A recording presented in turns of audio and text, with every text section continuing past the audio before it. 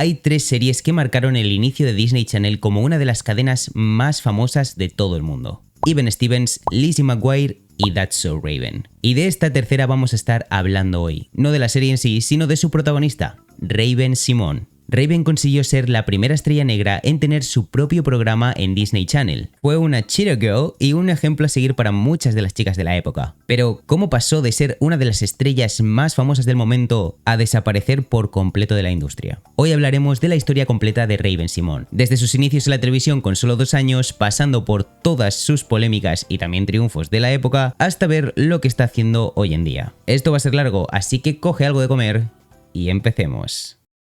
Raven-Symoné Christina Pearman nace el 10 de diciembre de 1985 en Atlanta. Es hija de Lydia y Christopher Pearman. Siempre pensé que Raven era hija única, pero no. Tenía un hermano menor llamado Blaze. Por desgracia murió en 2023 después de estar 2 años luchando contra un cáncer de colon. Esto es algo por lo que Raven lo ha pasado muy mal y de hecho sigue tratando en terapia. Pero siguiendo con su historia, la fama de Raven empezó desde muy pequeña. Cuando sus padres la paseaban por la calle en el carrito, la gente solía pensar que ella era una muñeca. Así que sus padres pensaron que tendría futuro en el modelaje. Firmaron con una agencia de modelos llamada Young Faces en Atlanta, donde Raven empezó a conseguir varios trabajos de modelo para anuncios impresos locales. Con solo 16 meses, sus padres se mudan a Nueva York para firmar con la agencia de modelos Ford. Esta agencia ha trabajado con personas como Jane Fonda, Brooke Shields y Naomi Campbell, así que es bastante importante en este mundillo. Y gracias a ello empieza a aparecer en varios anuncios, como el de las galletas Reese, Fisher Price y Cool Whip. Aquí en Nueva York asiste a la escuela pública Park y de mientras sus padres la van llevando a todas las audiciones posibles. Raven cuenta que de hecho sus padres se sacrificaron mucho en esta época, porque mientras uno trabajaba por la noche, el otro la llevaba a audiciones por la mañana y viceversa. A los padres de Raven les encantaba un programa llamado The Cosby Show y lo veían muy a menudo. Raven siempre se fijaba en el personaje de Rudy y un día le dijo a sus padres: "Yo puedo hacer lo que hace esa niña".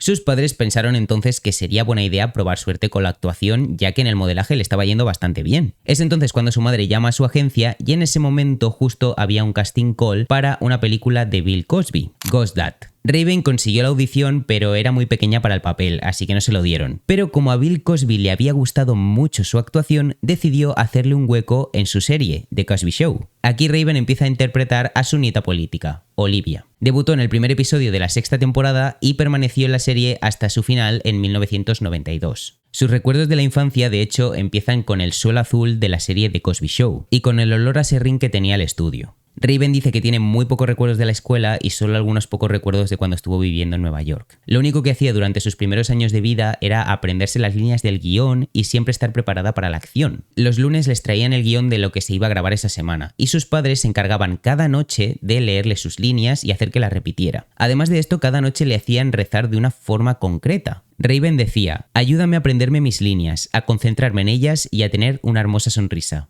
Buenas noches". Parece que todo aquel esfuerzo le sirvió para llamar la atención de MC Records, que vieron a esta niña que estaba entreteniendo a todo el mundo y decidieron darle un contrato discográfico con solo 5 años. Raven se convertiría así en la artista más joven en conseguir un contrato con un sello discográfico. Y para desarrollar sus habilidades vocales le consiguieron unas clases con Missy Elliott. Raven cuenta que durante la grabación de este álbum había días que se estaba en el estudio hasta las 2 o las 3 de la mañana, con solo 5 años. Pero que sus padres le hacían entender que este era el siguiente paso en su carrera y que no podía hacer nada. Y es que su padre quería que el mundo conociera a Raven-Symoné, no solo a su personaje. Así que aprovechaba cada oportunidad que se le presentaba siempre que eso impulsara la marca de su hija. La llevaba a todos los programas y le hacía hacer 1000 entrevistas. Justo antes de salir a escena le decían: "Raven, es hora de deslumbrar". Y automáticamente ella cambiaba su estado de ánimo y decía: "Oye, ¿qué tal? ¿Cómo estás? Qué gusto verte". Raven contó que esto es algo que a día de hoy se le sigue activando automáticamente y que sigue tratando en terapia para evitarlo. Debido a todo esto, hoy en día ella sufre un trastorno de asociación y tiende a olvidar cosas fácilmente. De hecho, cree haber olvidado gran parte de su infancia porque está entrelazada con cosas personales y que prefiere olvidar. Además, trabajar tan joven en un set, tener que aprender 20 páginas de guión cada semana y luego otras 20,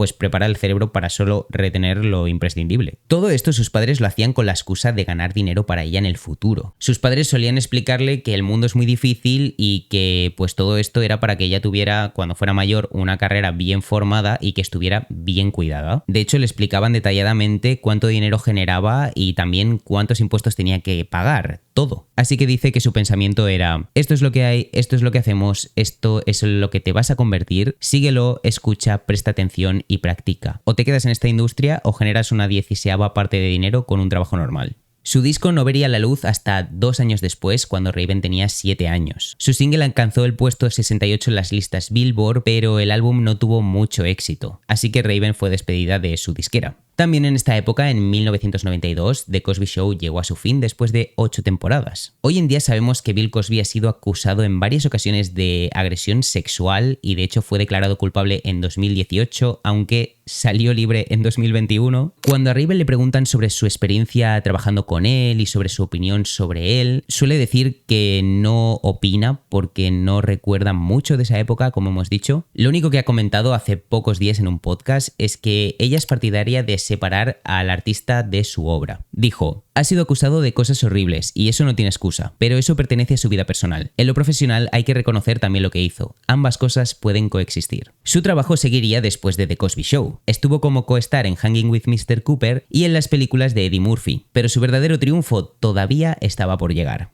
Durante 1998 y 1999, Disney Channel pasó por un cambio de imagen que incluyó un cambio de logo, programación y hasta de nombre. La compañía quiso invertir más en programación live action que en programación animada, ya que esta ya no le estaba dando tanto beneficio. Comenzó a producir programas de televisión y películas originales para llenar el nuevo hueco de programación de Disney Channel, y 3 grandes series se convirtieron en el impulso que necesitaba la cadena para esta nueva etapa: Even Stevens, Lizzie McGuire y That's So Raven. Raven empezaría su etapa en Disney apareciendo en 2 películas de Xenon, haciendo de la mejor amiga de la protagonista, Nebula. Gustó tanto con esta actuación que Disney decidió darle más oportunidades, y consiguió un papel en La familia Proud en 2001. Aunque su verdadero éxito llegaría en 2002. Disney había visto lo bien que habían funcionado tanto Even Stevens como Lizzie McGuire, así que decidió hacer series similares. Esto coincide con una etapa en la industria de la TV en la que los programas más estilo concurso y en directo como ¿Quién quiere ser millonario? Estaban en auge. Estos programas eran fáciles de producir y tenían resultado monetario rápido. En lugar de pagar salarios caros al cast y a los guionistas, solo tenían que conseguir personas reales que cobraran poco y sacarlos al escenario a hacer cosas espontáneas. Esto hizo que muchos de los escritores de cadenas como ABC, NBC, CBS, Fox, etc., fueran despedidos de sus trabajos. Muchos de ellos escritores de grandes sitcoms de la época. Y con ellos el resto de personas que trabajaban alrededor, es decir, actores, personas de atrezzo, personas del equipo en general. Cuando Disney vio esto, les ofreció un trabajo a todos ellos. La cosa es que esta gente nunca había trabajado en programas para niños, así que al principio estaban un poco desconcertados. No podían hablar de sexo, no podían hablar de drogas, no podían decir nada inapropiado, porque encima era Disney Channel. Michael Carrington, que fue escritor de That's So Raven, contó en el libro Disney High, que por cierto recomiendo leerlo porque es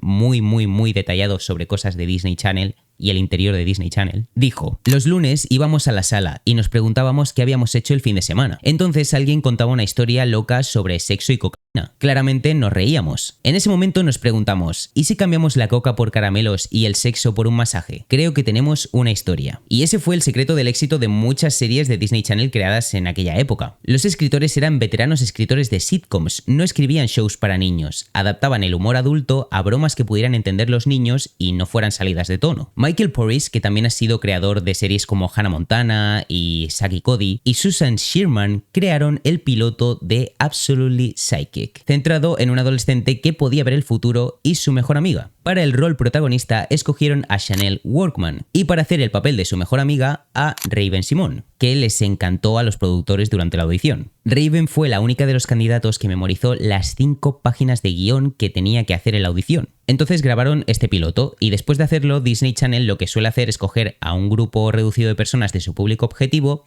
y les pone la serie. Se dieron cuenta entonces de que este público objetivo tenía su foco en Raven y no en la protagonista. Raven se robaba el show en todas las escenas y le quitaba el protagonismo a la otra actriz. Así que los productores decidieron cambiar todo el programa. Y para ello también tuvieron que hacer reaudiciones de todo el cast. El show completo fue reescrito para convertir a Raven en la actriz principal. La protagonista fue llamada Raven Baxter y el nombre de la serie se cambió a That's So Raven. Por aquel entonces Raven también había hecho una audición para sustituir a la hija en Wife and Kids, y por primera vez en su vida pudo elegir qué papel era el que quería interpretar. Hizo un episodio para esta serie y mientras estaba en el set de grabación le llamaron para decirle que querían hacer un piloto con ella como protagonista. Raven se convirtió entonces en la mujer negra más joven en tener un programa con su nombre en la televisión. Cuando la serie se estrenó en enero de 2003 fue un éxito instantáneo y rápido comenzó a generar 2 y 3 millones de espectadores por episodio. Esto era lo más alto que había generado la cadena jamás, por encima incluso de Lizzie McGuire. Uno de los secretos de este éxito fue que Raven formaba parte de la creación de muchas de las escenas. Le daban mucha libertad actuando y pudo plasmar muchos momentos cómicos increíbles que ella veía y admiraba en otras personas. Además, Raven dice que ella nunca se oponía a nada porque no tenía vergüenza de nada. No estaba pendiente de verse guapa o de que se le viera bien en la tele, sino de divertirse. Si venía el creador y le decía que se tenía que tirar una tarta en la cara, pues lo hacía y listo. Raven también contó que los guionistas le rodearon de un cast increíble y que esto hacía que ellos se lo pasaran muy bien en las grabaciones y que de hecho es algo que se consiguió plasmar y que se puede ver si ves la serie. Se ve que todos están muy cómodos y se lo están pasando muy bien. Pero detrás de las cámaras la cosa era bastante más complicada. Producir esta serie costaba $500.000 cada episodio, así que todo se hacía con mucha prisa e intentando aprovechar al máximo el tiempo. Al parecer, según la ley de California, los niños artistas tienen que tener mínimo 3 horas de escuela cada día y a un profesor que esté en el set para controlar que se cumple este horario. Y según se explica en el libro Disney High, a veces los padres se encargaban de entretener a estos profesores, por ejemplo les invitaban a un café o les llevaban fuera a fumar, para que se pudiera seguir grabando más tiempo del que el niño tendría que estar grabando. También cuenta que muchos adolescentes hacen un examen de la Universidad de California que les permite retirarse antes de la escuela. Raven y Demi Lovato son un ejemplo de esto, ya que hicieron ese examen para poder estar trabajando más horas de las que deberían. En la sala de escritores la cosa tampoco era demasiado buena. Para empezar, cobraban mucho menos de lo que se cobraba con el mismo empleo en otras compañías. Por aquel entonces, Disney como empresa no estaba tan convencido de que Disney Channel como cadena lograra el éxito que luego se logró, así que no invertían tanto dinero en esto. De hecho, por aquella época Disney todavía estaba obsesionado con invertir dinero en los parques Disney en lugar de en sus series y películas. Por otro lado, trabajaban muchísimas horas y muy deprisa. De hecho, en el libro se cuenta que a veces en las pizarras de ideas los guionistas escribían cosas como RIP Sleep o RIP Happiness.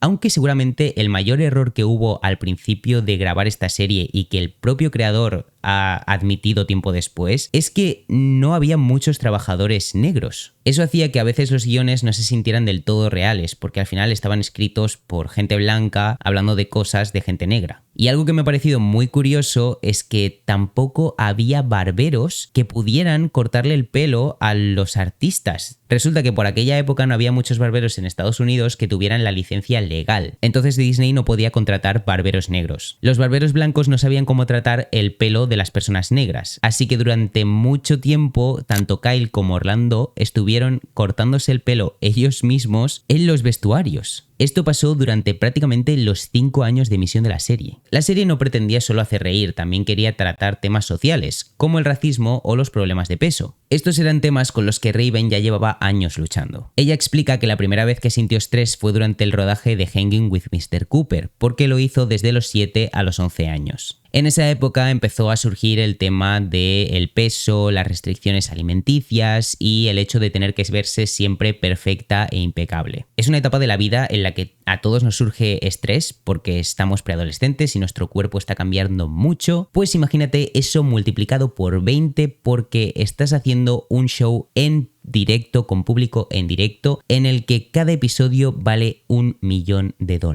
No puedes fallar.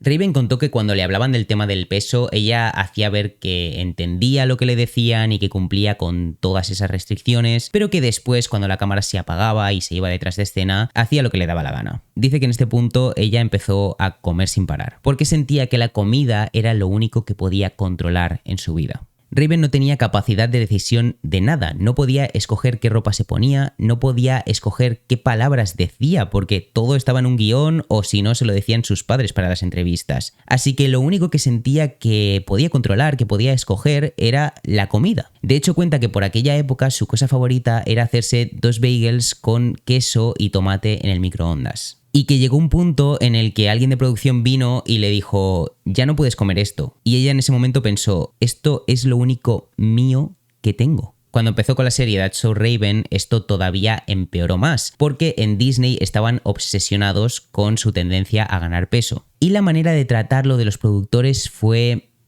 bastante mala. Aprovecharon la visibilidad de los problemas cotidianos que daba el show para tratar este problema de la inseguridad corporal del personaje de Raven. En un episodio en concreto, una modelo más delgada que ella es escogida para aparecer en un show de moda, así que Raven crea un plan para perder peso. Al final del episodio, Raven decide que su cuerpo es perfecto tal y como es y se sube de todas formas al desfile. Es un mensaje muy potente de body positive que en aquella época no era para nada habitual. Lo curioso de esta historia es que según varias personas que estuvieron trabajando para este episodio, los ejecutivos de la compañía ordenaron al equipo de efectos visuales que hicieran más delgada a Raven para el final del episodio. Todo esto con la excusa de que, bueno, si durante el episodio se pasaba una semana haciendo dieta y ejercicio, pues obviamente no podía verse igual de gorda que al principio del episodio. Puede parecer algo puntual, pero según han explicado estas personas, esto era algo más bien habitual. Normalmente les hacían hacer algunos retoques en la serie con la excusa de proteger a Raven y su imagen pública. De hecho, esto no es lo único que le pedían. Raven también tenía que broncearse 3 o 4 veces a la semana para verse más morena. Esto lo hizo hasta que un día un chico de iluminación le vino y le dijo: Raven, tienes que dejar de broncearte tanto, te estás poniendo demasiado morena y vamos a tener que reiluminar todo el show.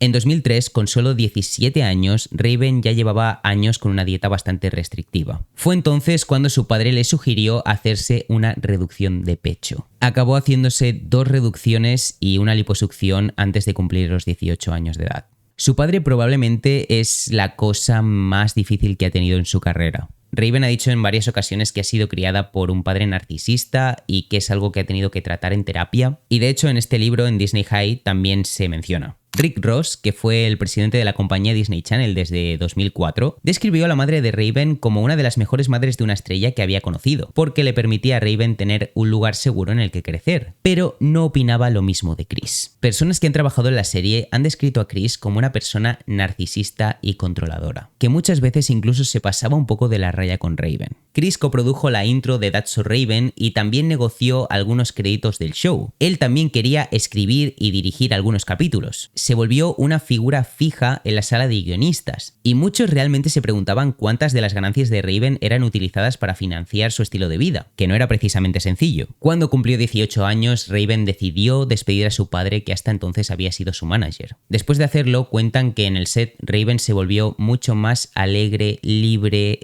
espontánea. Cuentan que era como si se hubiera quitado un peso de encima. Ella misma ha dicho en varias ocasiones que no cree que los padres deban ser los managers de los niños, que cree que debería separarse, que el niño tendría que tener su manager y que los padres tendrían que ser padres, y que tendrían que tener su trabajo aparte y no vivir de las ganancias de su hijo. Explicó que una de las cosas más difíciles que tuvo que hacer fue su transición a la adultez y relevar a sus padres en el trabajo. Tuvo que aprender a gestionar su dinero, que era algo que siempre le habían gestionado sus padres, y también a separar la relación laboral de la relación familiar. Raven ganó numerosos premios por su trabajo en That's So Raven, y eso hizo que Disney decidiera darle más oportunidades, como poner su voz en la serie animada Kim Possible y ser la protagonista de un nuevo proyecto, The Cheetah Girls, una película original de Disney Channel sobre 4 amigas que se convierten en superestrellas de un grupo musical. Me gustaría profundizar sobre la historia de The Cheetah Girls en otro vídeo en concreto, así que os hablaré un poco por encima de esto, pero lo que debemos saber es que este film se convirtió en uno de los más exitosos de la franquicia. Raven siempre fue el punto de anclaje para la película, y como otros 2 miembros escogieron a Adrian Bailon y Kaylee Williams, que ya formaban parte de un grupo real de hip hop. Como querían que los 4 personajes representaran a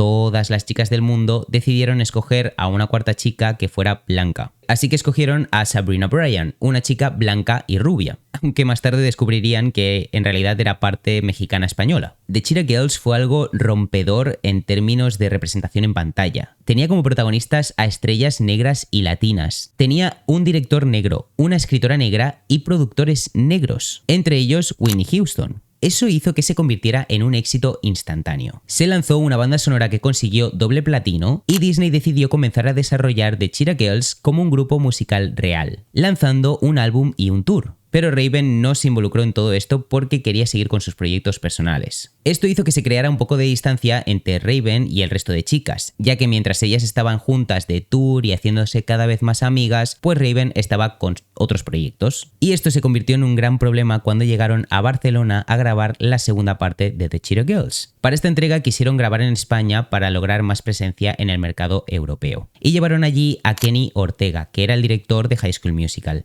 para que supervisara toda la película. Además, Raven se convirtió en productora ejecutiva de esta segunda parte, pues según cuenta uno de los coreógrafos de la película, y cito textualmente, «Solo recuerdo tensión constante. Recuerdo a las chicas siendo muy rudas con Raven. Recuerdo que Raven no soportaba a las chicas. Fue muy intenso, muy serio. Había una batalla constante para tratar de calmar a todo el mundo y seguir con la película». Cuenta que habían dos bandos. Por un lado estaban las Cheetah Girls y por otro lado estaban Raven y Belinda, que fue una de las personas que le ayudó a pasar estos días en Barcelona. Aunque Belinda no sería la única que le ayudó con esto. Raven contó en The View que si no fuera por Lynn Whitefield, la actriz que interpretaba a su madre en las películas, habría acabado en la cárcel en Barcelona. Kept me super sane during one of these movies. And if it wasn't for her, Barcelona.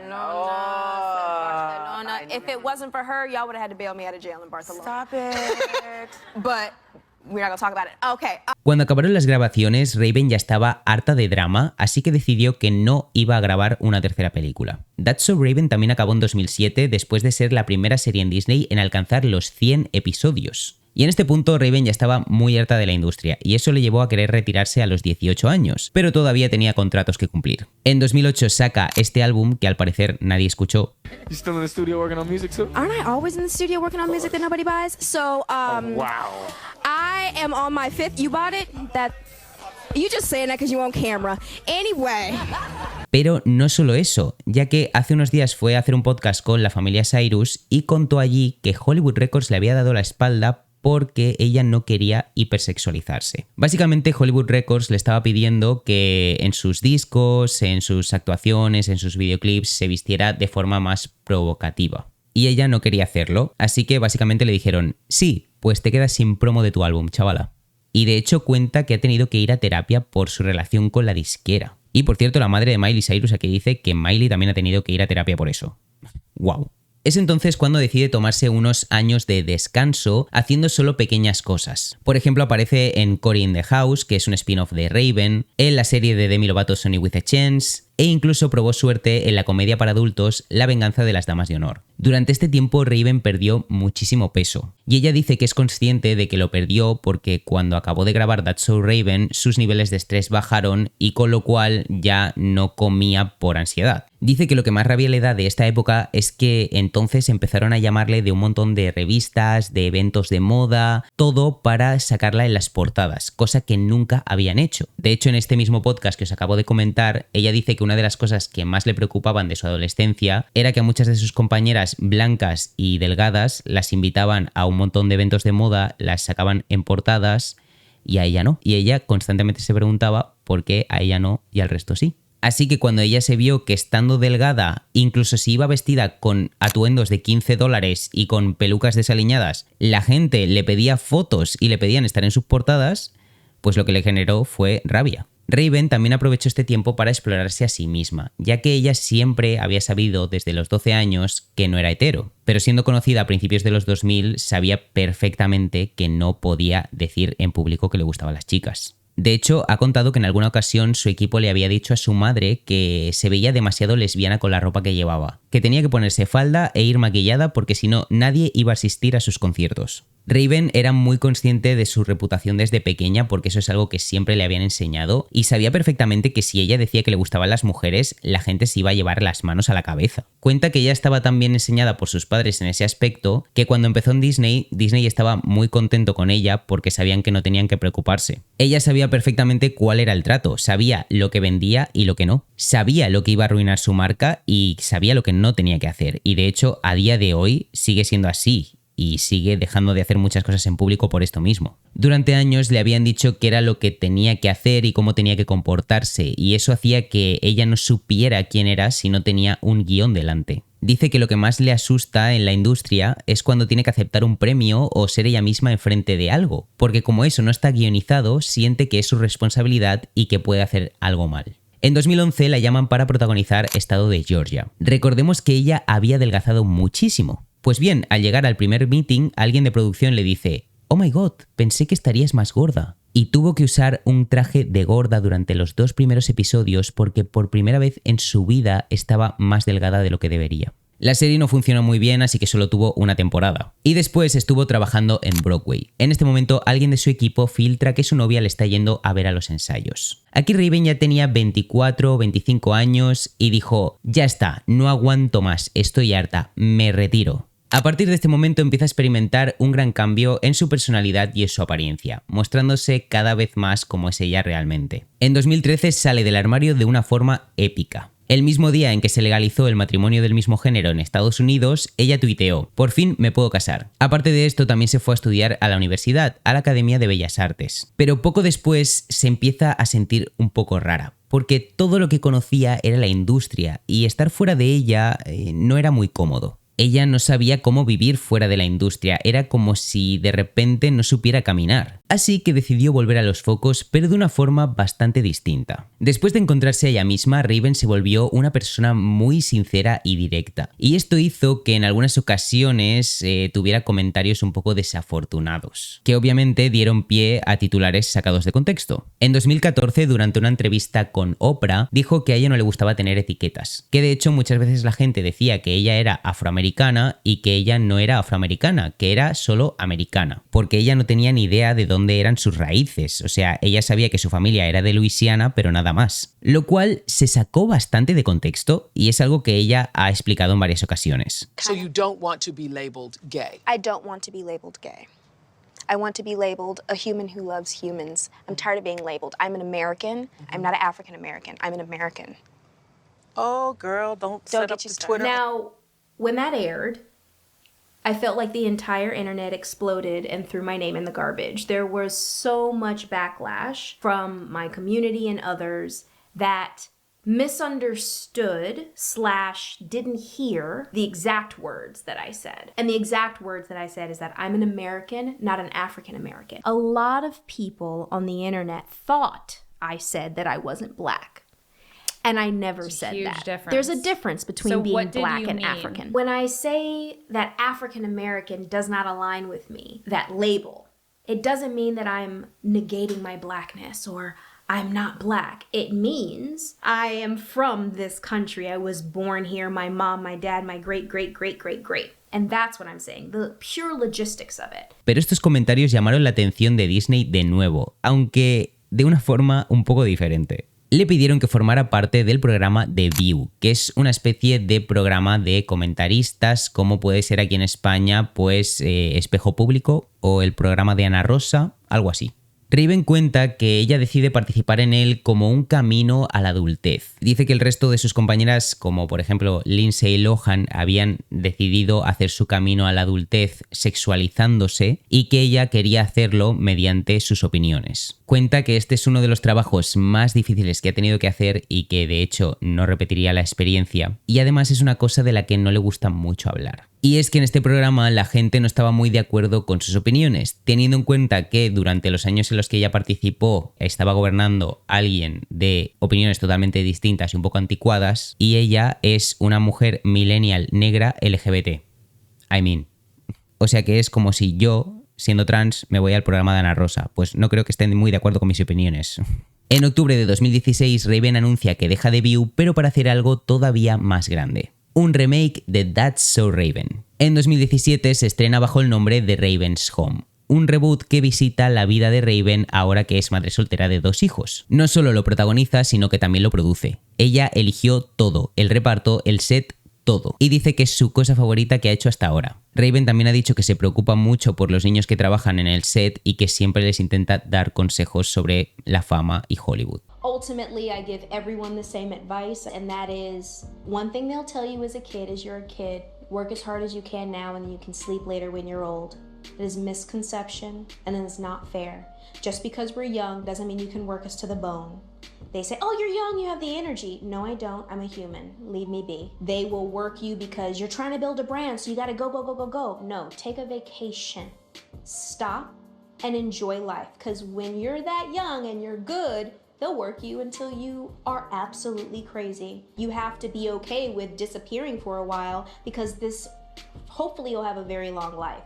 So sit down, go get married, enjoy your life, and then come back. You have to take control of your life. And when you have family and work together, you gotta figure that out. And sometimes it can be difficult and sometimes it's easy. Comentó también que para este reboot Disney le había sugerido hacer a Raven lesbiana, para que así casara con la persona que era Raven en la vida real. Pero Raven dijo que esto no tenía ningún tipo de sentido, porque el personaje de Raven en la serie era una persona claramente heterosexual y que se enamoraba de un tío diferente prácticamente cada día. Entonces no hubiera tenido ningún sentido que ahora de repente de mayor fuera lesbiana. Este es el reboot que mejor ha funcionado en Disney Channel y que ya cuenta con 6 temporadas. Por cierto, un dato curioso que también se dice en el libro, según cuentan algunos trabajadores de That's So Raven, a Raven le encantaba estudiar todas las partes de la producción, no solo el hecho de actuar, sino todo lo que había detrás. Ella quería aprender a hacer tele desde dentro y le fascinaba todas las partes, o sea, hablaba con los productores, hablaba con las personas de Atrezzo, hablaba con las personas que hacían el presupuesto de los episodios, hablaba con las personas que hacían el catering, todo.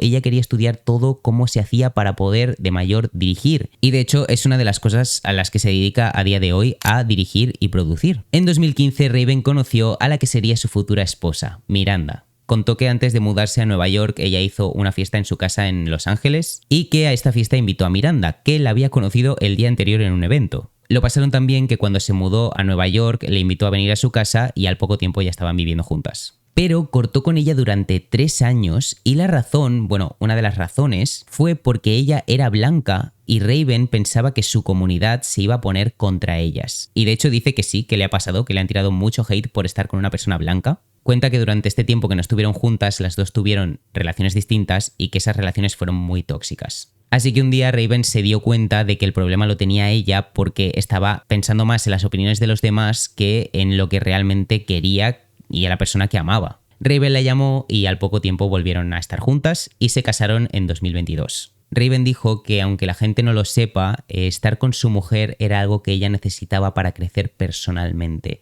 Por sus cosas personales, dice que le ha llenado mucho tener esta relación. Ahora, de hecho, tienen un podcast juntas. Y lo curioso es cómo cuentan que surgió este podcast. Al parecer, las dos veían mukbangs juntas y pensaron, oye, ¿por qué no hacemos eso? Decidieron hacer un tea time y lo hicieron con una empresa externa, pero eso no funcionó, así que después decidieron que iban a hacerlo por su propia cuenta. Decidieron poner el podcast en varias plataformas, pero sobre todo donde más se ve es en YouTube. Y les encanta porque lo pueden hacer a su manera y invitar a quien quieran y hacer lo que les dé la gana. También tienen una productora juntas y han contado que trabajan muy bien. Por cierto, dice que quiere tener hijos, pero que todavía no sabe cuándo, que es como que a veces los quiere tener y a veces no, así que de momento está muy bien con su perrito que tienen juntas. Raven también sacó música de forma independiente y actualmente está escribiendo un libro que tengo muchas ganas de leer porque de verdad que esta mujer me encanta cómo habla sin pelos en la lengua y cómo es de divertida, porque si os veis las entrevistas es muy divertida. Y hasta aquí la historia de Raven Simone. De verdad,